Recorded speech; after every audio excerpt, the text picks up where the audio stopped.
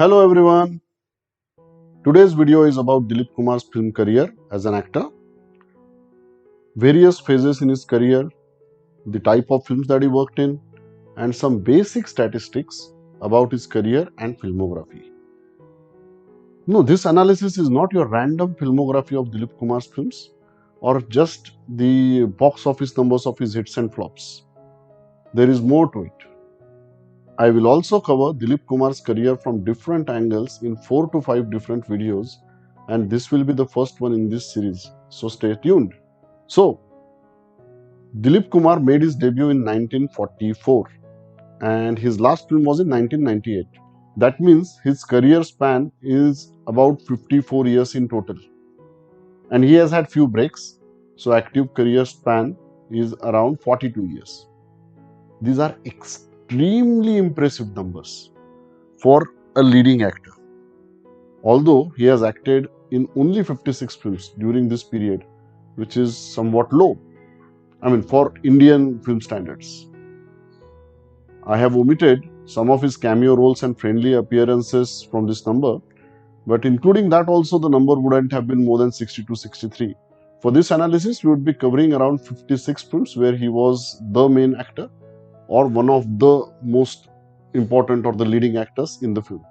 So 56 films in 54 years, that means he has about one film per year as an average. However, the average of one film is not by design. That just happened. His films per decade number varies a lot. He started in the 40s and had 11 films in 6 years, out of which 5 films released in 1948 alone. That makes 1948 his most prolific year as far as the number of released films is concerned.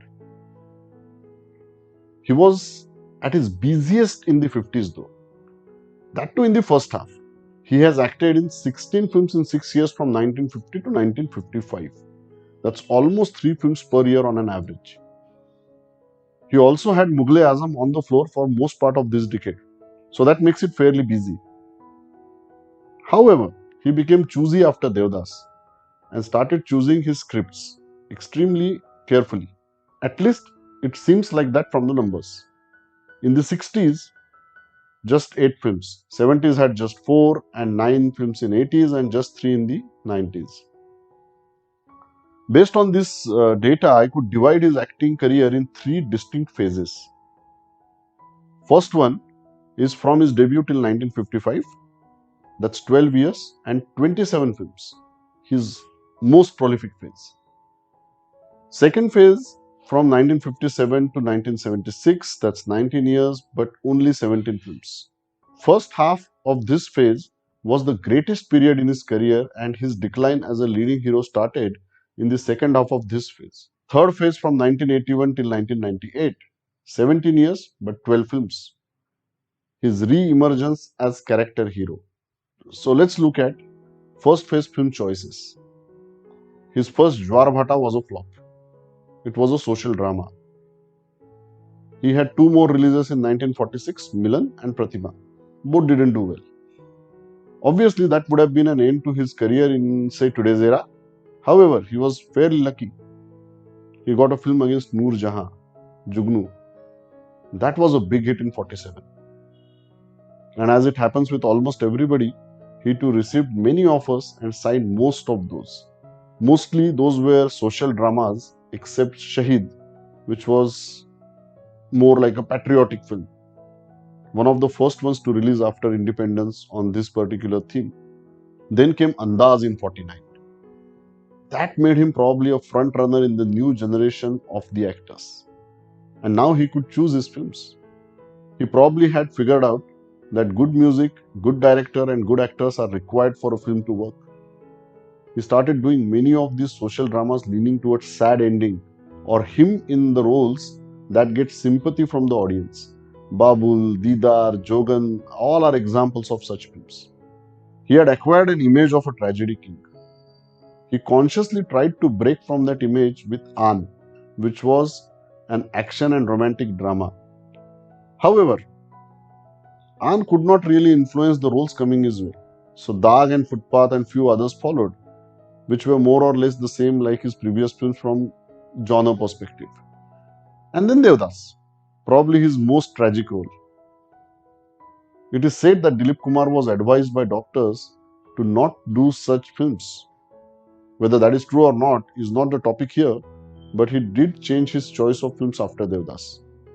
That you can see in data. So Azad was a light-hearted comedy action drama which was a super hit, huge hit that time. Here ends his first phase. Second phase started notably with Naya Daur, a man versus machine story, a tradition versus modernity story. There was drama, romance, friendship, and a bit of comedy too in that film. Dilip Kumar as an aggressive youth, a young leader of a young nation, plus brilliant music, a milestone film. Then there was Yehudi, which was a period drama based on a Jewish story, and Madhumati. Madhumati was a paranormal reincarnation drama. Dilip Kumar in double role. A very, very different film from what he did earlier. And last in that decade was Paigam, another socially relevant drama where he played some kind of a leader again. He was fast becoming a hero who was handling socially relevant issues in his films. The first release in the 1960s was Kohinoor, another light-hearted action comedy like Azad. And then two back-to-back releases. First one was magnum opus Mughal-e-Azam, and then Ganga Jamna. These two are completely different films. He was at the peak of his powers at that time. And then he became even more choosy, went to South industry and his magic started fading. I mean, I'm not saying that because of South his magic started fading, but then after the twin peak of Mughal-e-Azam and Ganga Jamna, apart from notable exceptions, his films did not really do that well. In next 6 years, only Ram or Sham worked. And after that, series of films did not do well. He took career break from acting in 1976, and that's the end of Dilip Kumar as a leading hero and his second phase of his career. Third phase started in the 81 and saw re-emergence of Dilip Kumar as a character artist or a character hero, I would say. 17 years and 12 films, that's all.